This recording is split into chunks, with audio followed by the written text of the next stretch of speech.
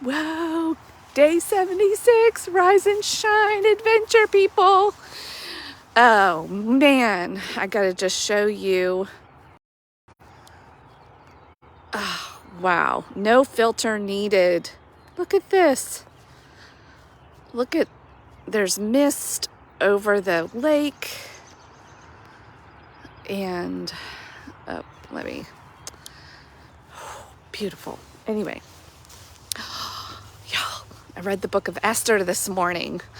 And that is one book I have read before. It's not new to me. I've done a whole study on it, but it's been a few years. And so rereading it this morning, in this new way during my, during this year, this is what makes the word living and dynamic. Even when you've read something multiple times, you read it with fresh eyes and it says something new to you. And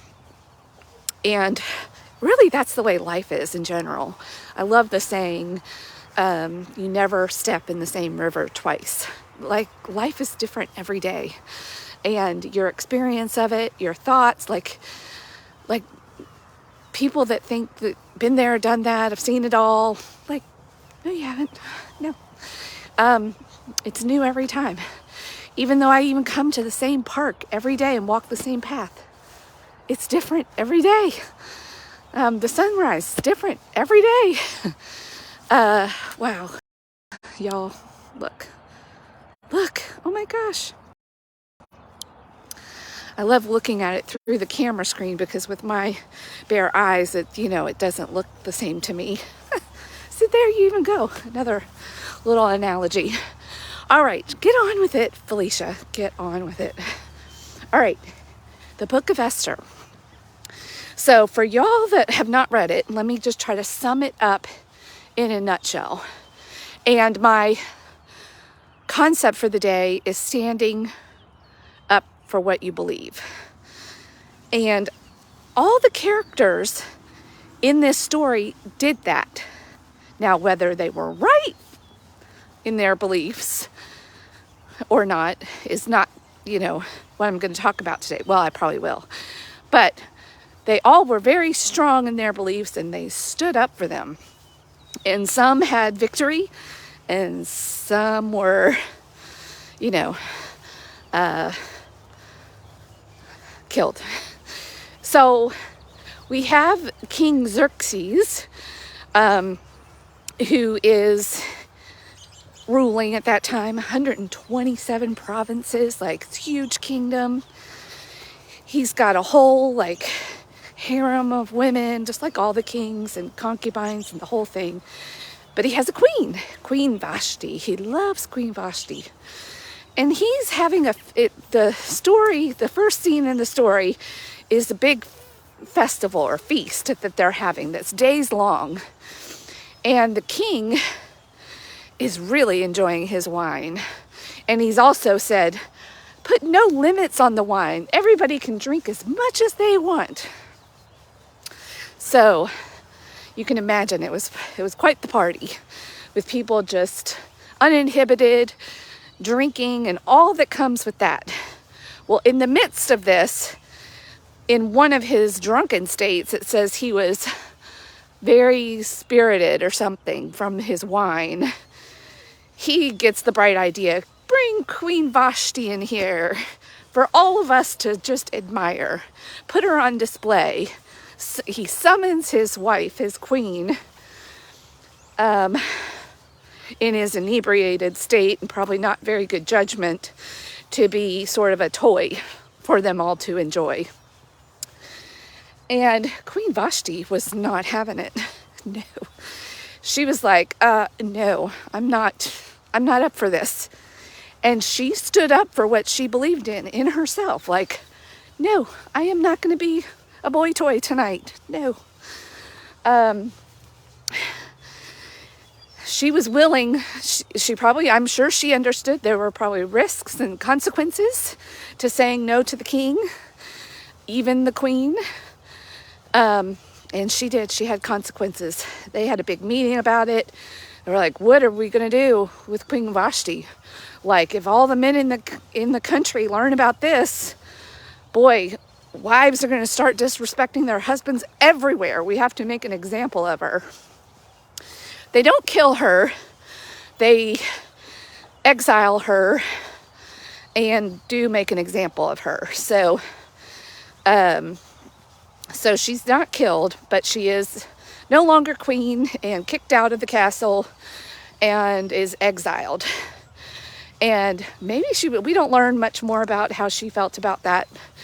But that's where Queen Esther enters.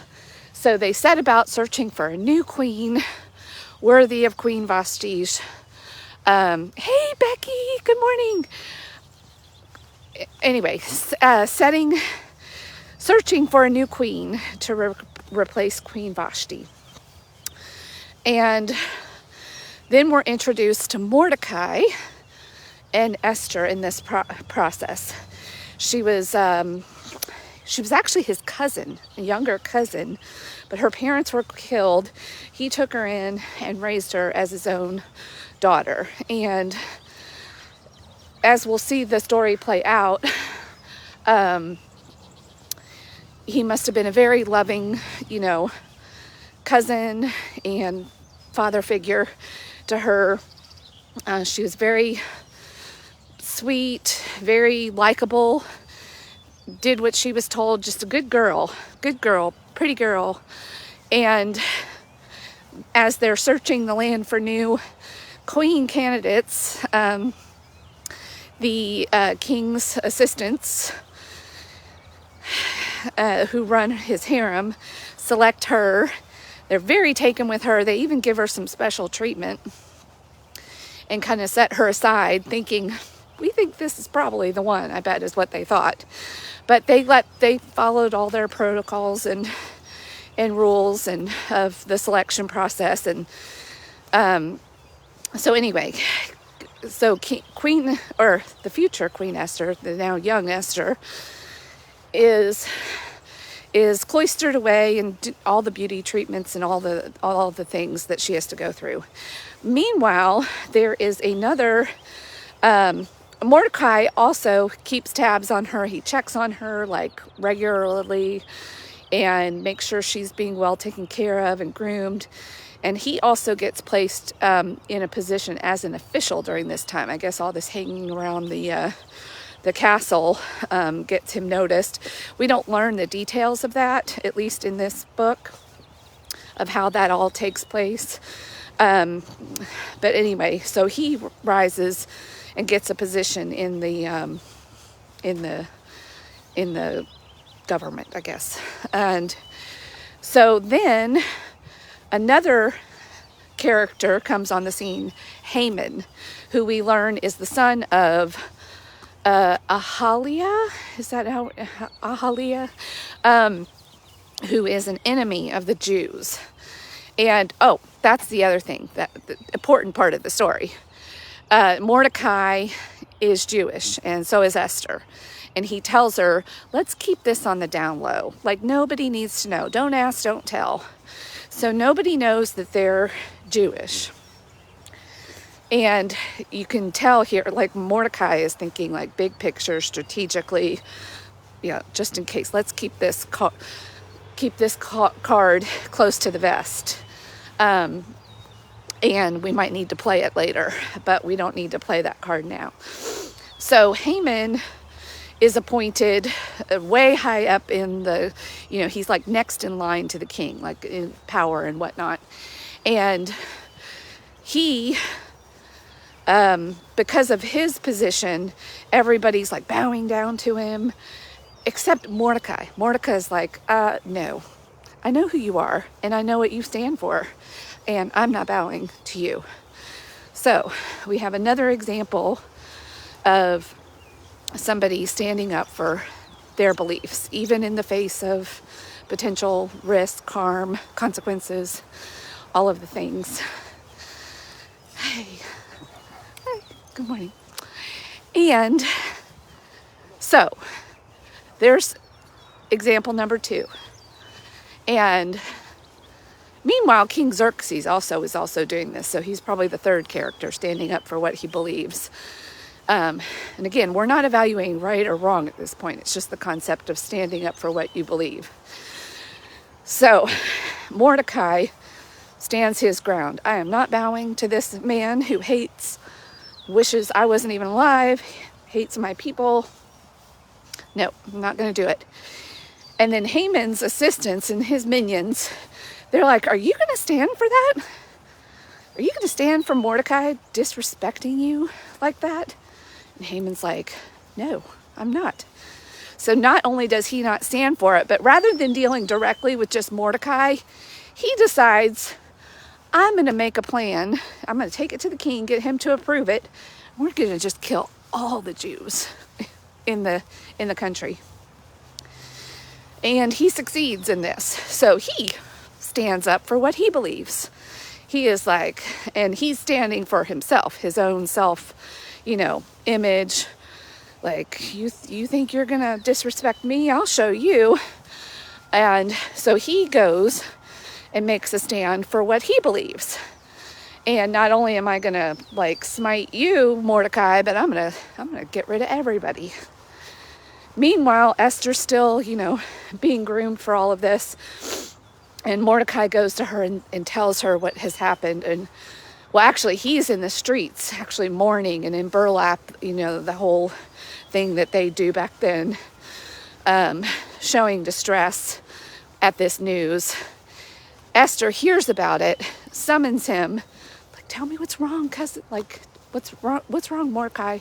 He tells her the story and then says the famous words that a lot of people know from Esther, even if you didn't know it was from Esther or the Bible, but for such a time as this, maybe this is why you are here and in your position, is for such a time as this. Because by this point, Esther has, done so well in the selection process to become queen. And the king just is so wowed by her. He doesn't even go through, he meets her and he's like, oh, I'm putting a crown on your head. You're the one. So it's Queen Esther at this point.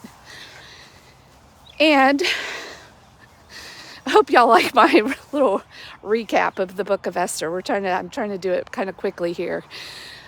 So now we see Esther gets an opportunity to stand up for what she believes. Now, she is not quite as sure as Mordecai. She's like, I don't know. I don't think I can do this. Do you know, the king has to invite people in to be seen. I can't just approach him. That could be the end of me.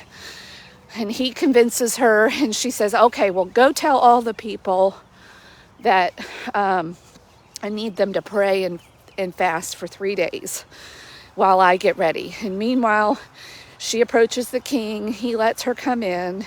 She says, I want to set up a banquet for you and for Haman. She invites Haman in. Yeah, she's clever.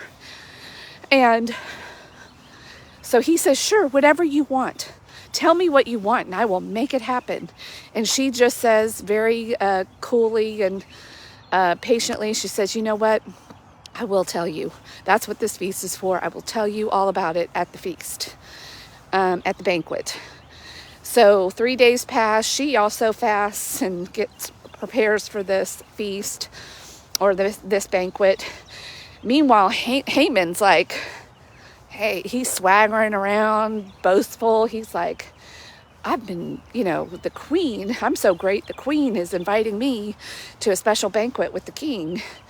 Tells his wife is like, cool. You know what? Why don't you take this opportunity to kill Mordecai while you're at it, while you have such an audience and while this is all happening. And not just his wife, but his minions too. And so they prepare a pole. Evidently that's one way that they killed people then. They impaled people on these big poles. And then they could just be stuck up in the air. Let me show you my view while I'm here. How beautiful this is, guys. So have a little intermission there in the drama. So the time of the banquet arrives, and Esther kind of frames the story like, you can't let this happen to these people. And do you know who has decreed it? Haman over here.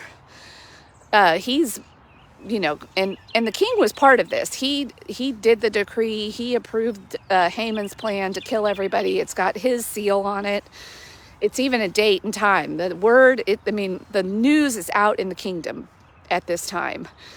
And all the Jews are living in fear of this looming date on the calendar when they, it's been given permission for anybody to attack them and kill them and wipe them out.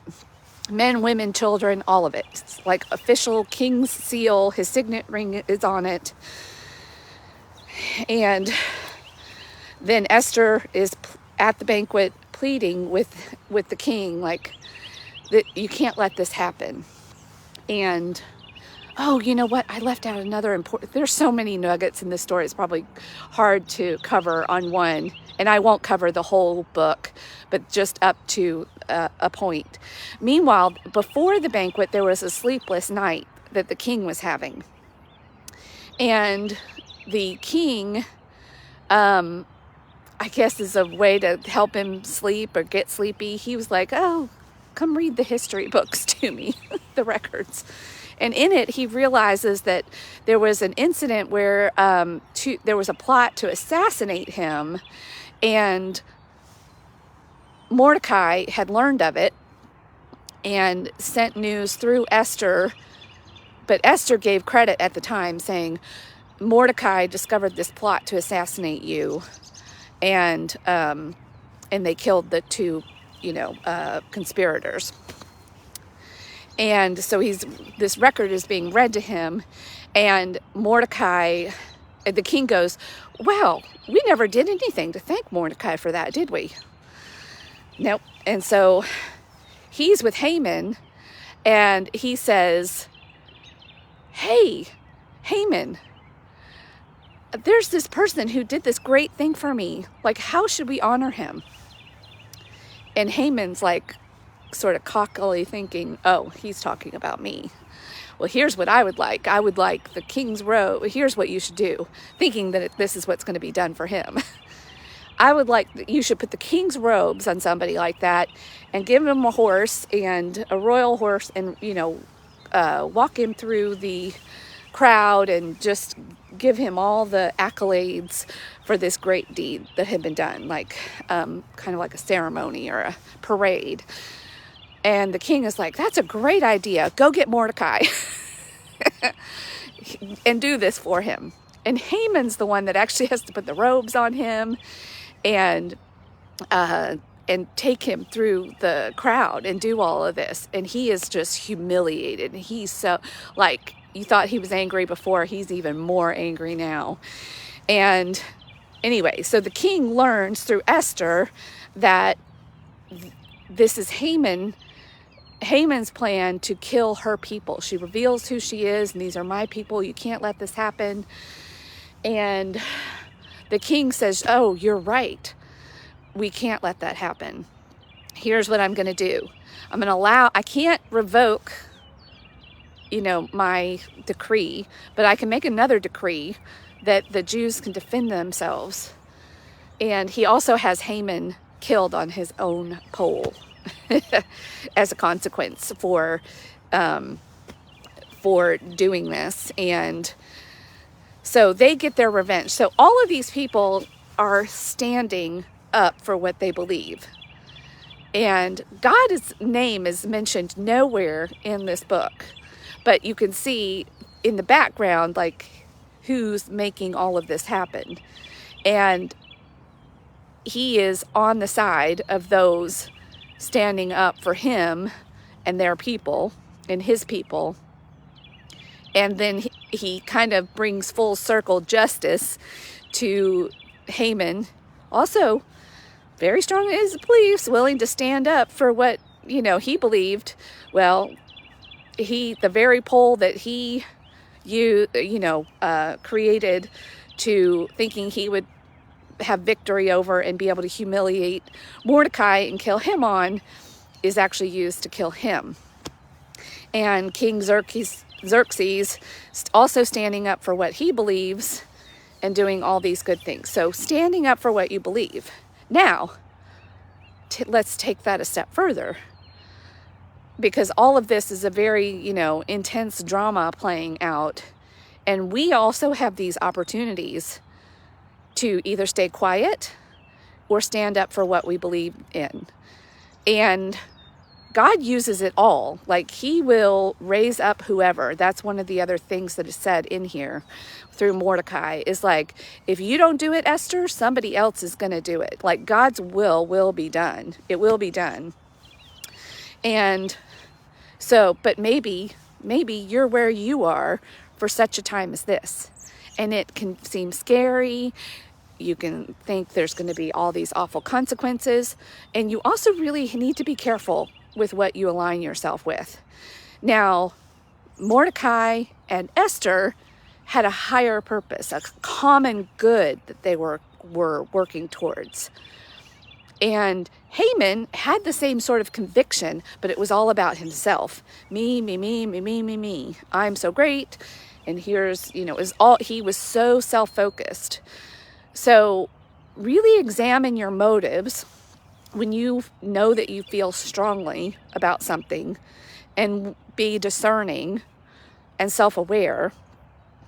But if your motives are good and pure and for a greater good and not just self-motivated, now that doesn't mean that in this particular example, in the first half of Esther, that Mordecai and Esther weren't also very aware of their own self-interests, and that they would benefit personally and individually from their standing up.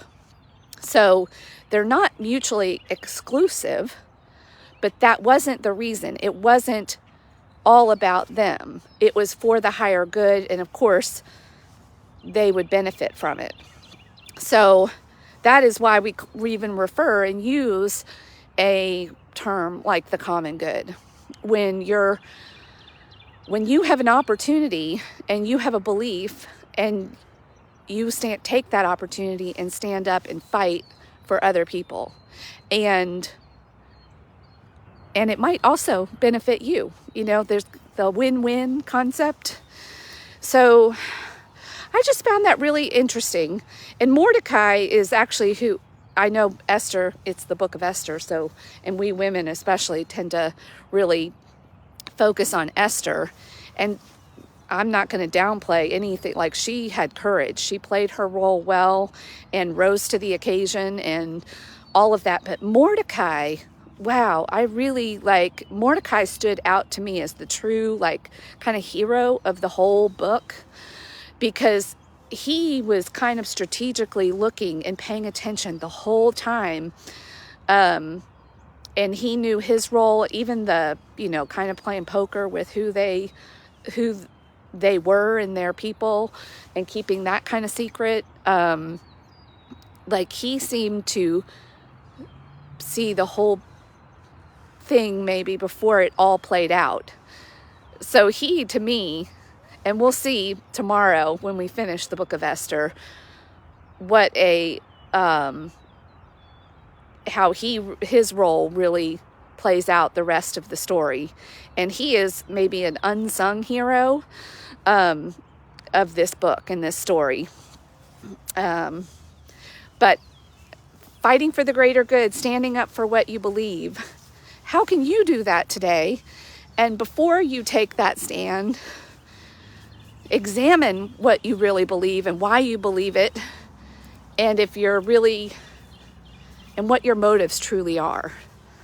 And then if you find, and if you're willing to be brutally honest with yourself, and if there are some areas where it's really just all about you, can you do some work in that area and find a way to align and stand up for something and have your life oriented for a higher purpose and to be part of a higher purpose.